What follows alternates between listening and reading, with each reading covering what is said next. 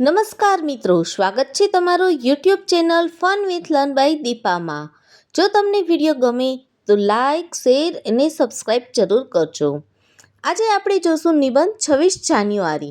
26 જાન્યુઆરી ભારતનો અત્યંત ગૌરવશાળી અને ઐતિહાસિક દિવસ છે. આ દિવસે આપણે પ્રજાસત્તાક દિવસ ઉજવીએ છીએ કારણ કે 26 જાન્યુઆરી 1950ના રોજ ભારતનું સંવિધાન અમલમાં આવ્યું અને આપણો દેશ સંપૂર્ણ પ્રજાસત્તાક બન્યો. આ દિવસ આપણા સ્વતંત્રતા સંગ્રામના સપનાઓને સાકાર થવાનો દિવસ છે.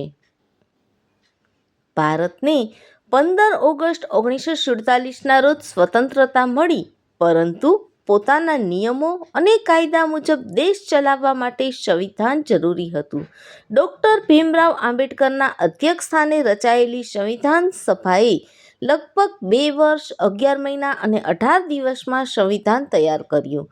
ત્યારબાદ 26 જાન્યુઆરી 1950ના રોજ તેને અમલમાં મૂકવામાં આવ્યું.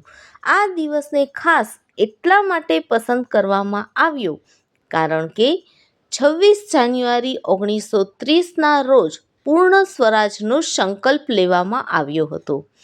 પ્રજાસત્તાક દિવસના દિવસે સમગ્ર દેશમાં ઉત્સાહ અને દેશભક્તિનું વાતાવરણ છવાઈ જાય છે. નવી દિલ્હીમાં રાજપથ પર ભવ્ય પરેડ યોજાય છે, જેમાં સૈન્ય શક્તિ, સાંસ્કૃતિક ઝાંખીઓ અને વિવિધ રાજ્યોની પ્રગતિ દર્શાવવામાં આવે છે. શાળાઓ અને કોલેજોમાં ધ્વજવંદન, ભાષણ, દેશભક્તિ ગીતો અને નાટકોનું આયોજન થાય છે. આ દિવસ આપણને આપણા અધિકારો સાથે સાથે ફરજો પણ યાદ અપાવે છે. આપણે દેશના કાયદાનું માન રાખવું, સ્વચ્છતા જાળવવી, એકતા અને ભાઈચારાને મજબૂત બનાવવા તથા દેશની પ્રગતિમાં પોતાનું યોગદાન આપવું, આ આપણી જવાબદારી છે.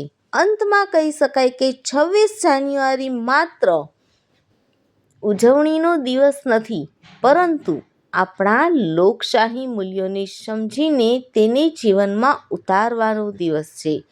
ચાલો આપણે સૌ મળીને સશક્ત, સમૃદ્ધ અને એકતાભર્યું ભારત બનાવવાનો સંકલ્પ લઈએ. જય હિન્દ, જય ભારત. Thanks for watching.